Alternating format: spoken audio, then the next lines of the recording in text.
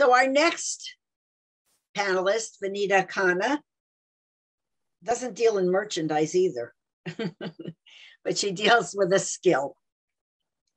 She's the founder of Orator Academy, and for over 15 years, she hosted a popular South Asian live radio show and has been a co-host and guest on NPR's WHYY, which is in Philadelphia, and WNYC, that is here in New York. So I'm going to ask you, Vanita, to tell us more about Orator Academy.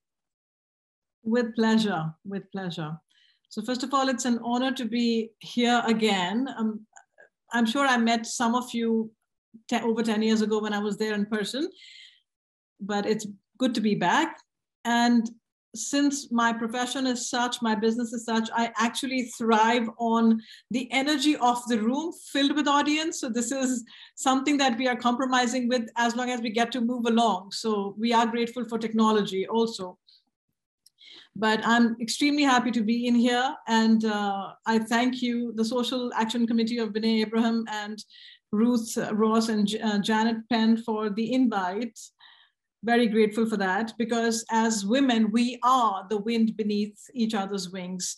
And a little disclaimer, if I tend to drift into a little motivational mode, because I seem to be doing that day in and day out. So with my students, so that happens to be my chain of thought at any given time. But such a congregation at the temple or with the temple crowd is actually also all about faith. And I feel faith is such an important thing to have. Faith is taking that first step, even when you can't see the whole staircase. That's what Dr. King had said. And while we have faith in the divine plan and in the way the things turn out, it's equally important to have faith in ourselves. That sense of conviction when we tell ourselves, I think I can.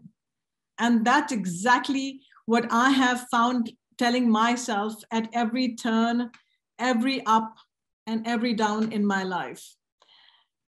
You asked me in that email, what inspired me to start my business? I thought about it because many things in my life have happened serendipitously and I've let them, and I have never looked back and regretted. And it's been so beautiful to watch the dots align. So I'd say motherhood actually inspired me to start this business, because motherhood really broadened my perspective. It widened my horizons. I wasn't thinking of myself anymore so much. It wasn't that the kids were my reflection, and I wanted to ensure that they reflected me well in society. I think that was more my parents' generation, if I dare say that. The sense of responsibility and accountability that I felt as a parent became immensely honest and very kosher. I learned that it's not just to show and tell, but sometimes show and not tell. Because children, when you're raising children, they learn from observation. They watch you, observe you, and educate and get educated. So you can't tell them, do this. You have to show them. And in another lifetime, I also used to sing, which I still do sometimes, as my friends catch me humming sometimes, because I am a classically trained vocalist also. So actually, before I was invited to speak at the temple, prior to that, at least on 3 occasions, I've come to the temple, same one, with my students to perform at this particular event, the interfaith event. And I remember once they sang a song, which was actually "We Shall Overcome," but each line was alternating with the translation of the same line in Hindi. That's my mother tongue. So that is what also that I've done, and I've enjoyed it. It's an essential part of my being. So when I used to teach singing to my students, I realized that essentially as a teacher, as a guru, as we call it in the Indian culture, what I was able to do is bring out the passion, the true honest passion in their voices, because the song that touches our soul is the song in which we hear the passion in the singer's voice, of course, clubbed with a perfect composition. So my students were turning out to be fearless singers, and parents would complain that, I don't know what you're doing, but my daughter doesn't shut up. She's constantly singing and singing out loud. And that was music to my ears, of course. So with 16 years of radio and doing several live events in even large venues as the Nassau Coliseum and the PNC Bank Arena, it opened a whole different world of media, of broadcasting, and I enjoyed it. And I realized that I could impart that knowledge and that experience to others. And when I thought of others, I realized I saw a lot of adults struggling with this public speaking fear, glossophobia, so much fear of public speaking, of presenting themselves. They're very confident, highly accomplished, yet fearful in front of people. And it made me think, if we could fix things like that in early childhood and make it a second nature to the student, how wonderful it would be, how seamless the child's growth would be. So that was my mindset. And like I said earlier, that I believe in show, not tell. My children constantly point that out to me. Mom, don't show, tell. And I love it when the words of wisdom come from them. So I moved to this country about 24 years ago. So I lived half my life in India, a little more than half my life in India, and almost half my life here, to educate myself about the country, the culture, the lifestyle, the schooling system. I got involved in the schools. I signed up for the multicultural committee with my creativity and all.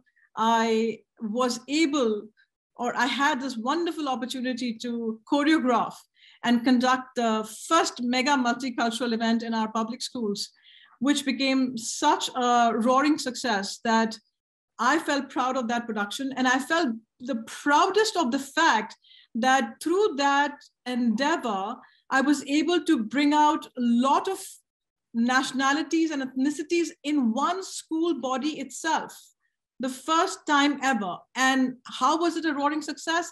The parents came out with the children, because the idea was show, not tell. They walked the ramp in their traditional attire to show the children their cultural pride. They brought food from home for others to taste and try. So again, so show, not tell. Then my kids used to attend Sunday school to learn Hindi and to learn about the Indian culture. And there, I also was volunteering my time, and I decided to offer, just as a trial, a public speaking workshop to children, just as a trial. And I called it Orators Are Us. Well, it was sold out within minutes of being announced, because I guess we realized that the need was there, the interest was there, and the outcome was win-win for all. 4 years after that, Orator Academy was born. I changed the name from Orators Are Us to Orator Academy to open it up to a wider world. I prefer working with children, but I didn't want to restrict the older ones, older professionals, to come to me too. So I can say that 90% I work with children, and there is a smattering of professionals that I work with who have been to my website. And by the way, the website is oratoracademy.com. They've been to my website, they've seen and understood the fact that I work with children mostly, but they called me and said, if you have the patience to work with children, you can definitely work with us as well. So we as adults realize the importance of this skill, and now inculcating this in children early on is empowering them to have them seamlessly go through the transition from elementary to middle, from middle to high, from high school to college, the applications, the internships, the interviews, the job interview process and all of that. Nothing can rattle them. That's my ultimate goal. So today, after having worked with hundreds of students, I can say that I take great pride in the fact that all my students are taking lead roles in whatever clubs, organizations, or endeavors that they participate in or contribute towards. So that and their parents come to me sometimes for help as well, for their events and their presentations. I've had such a diverse diverse range of professional backgrounds of adults who came to me. The last one was fascinatingly a beauty queen, Miss New York 2020, who, when she reached out to me, I thought somebody was pranking me.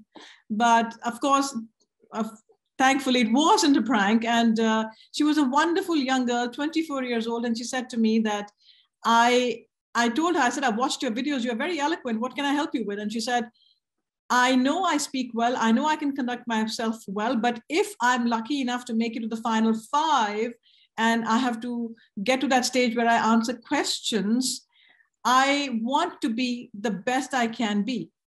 And I thought that was so wonderful of her to try and address everything, every aspect of her personality. Unfortunately, she just made it to the top 10.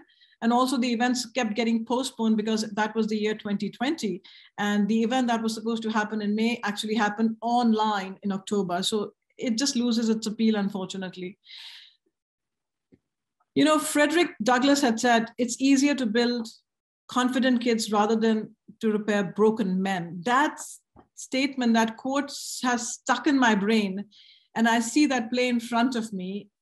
I see it all around me. And it is so true, spot on. It is easier to build confident kids than to repair broken men. So with that intention, I work with my students and I see these beautiful transformations. And that's very gratifying. You also asked me in the email if there was any event that I'd like to talk about. So once a year, we try to do an event called the Orator Academy Talks, OAT with a little S, and we call it the OATs event. So the OATs event is scheduled for May 22nd, 2022. And I hope that this event can be in person this time. This event is essentially a platform for the students of Orator Academy to showcase their skills in front of their families and their friends. Everybody's invited. The more the merrier, because the wider the audience, the more thrilling it becomes.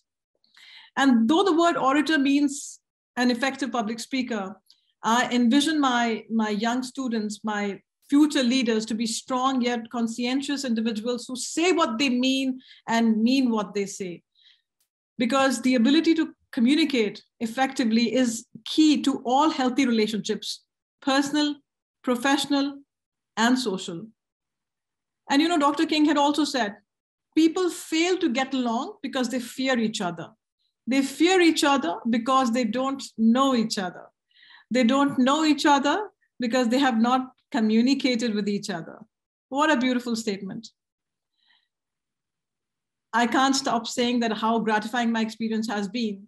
When the students start correcting their parents at home or coaching their siblings, it hurts my business, but it's the most satisfying feeling that they are actually applying those lessons learned in my class at home.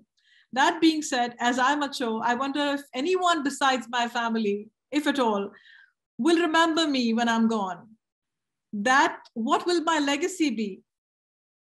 And I feel at peace each night that the kids, my students that is, are doing great and achieving great successes at each level of their lives, and that my life has been of service to them. And hopefully I'll go down in their history as their first communications coach who brought out the best in them. The challenge has only been that this exceptionally key life skill often doesn't get prioritized in comparison to music lessons and sporting activities. Arts will keep them sane and sports will keep them physically fit, and oratory and effective communication skills will allow them to build connections and human relationships. The last 2 years of the pandemic have wreaked havoc and have disrupted all our lives like we never imagined. Surprisingly, though these past 2 years have been very productive for Orator Academy and me personally, I feel almost guilty, a little guilty saying that, but all the activities, all the other activities that the kids were engaged in came to a halt. Students began to lose that human interaction due to the lack of their usual life. And most importantly, their calendars also freed up. And my calendar, the Orator Academy calendar, started filling up. Prior to that, all my classes were in person, except the international students that I used to work with on Skype. The pandemic gave us the gift of Zoom, and now our classes are in person and on Zoom, depending upon the student's preference. So I am constantly trying to stay positive and look at the glass half filled, like I'm sure most of us do. Another gratifying accomplishment during this time, as Ellen pointed out, and thank you, Ellen. I look up to Ellen as a mentor in many ways, immense respect for her. And so in 2020, I had the honor of being elected to the Livingston Board of Education. This feat was multifold in gratification. One, to be on the same ballot as the first female vice president of the United States, who is also part Indian American herself. Second, to be the first Indian American to be elected to public office in Livingston was immense. And lastly, the campaign, during the campaign, my students, some of who reside in town, they were actually putting me through informal interviews. Why? Because they said, we have a few questions. My parents want to know if they have to vote for you. They want answers to certain questions. And if they approve of your answers, only then will they vote for you. I was so thrilled to hear that, because in that moment, I see very conscientious future leaders who will make sound and educated decisions going forward. Dr. King had also said, I have a dream that my 4 little children will one day live in a nation where they will not be judged by the color of their skin, but the content of their character. And that dream is definitely not going to waste. The best advice I can offer to my entrepreneurial and ambitious sisters out there is don't overthink, act. To have tried and failed is better than not having tried at all. You have to trust your abilities before anyone else puts their trust in you. Don't hesitate to seek help. We are all born with our unique flaws and awesomeness, which in my class we call our flawsomeness. You rock your original flawsomeness. Be inspired, not intimidated. Life is not a competition. Life is not a race. We shall all get there at our own pace. And in conclusion, I'd like to quote Dr. King again, because he said so many wonderful things. If you can't fly, then run. If you can't run, then walk. If you can't walk, then crawl. But whatever you do, you have to keep moving forward. Thank you so much for this opportunity. It's such a pleasure to be in the company of such inspiring women. I'm making notes about Java Post and Vanguard. It's such a precious moment. Thank you so much for having me.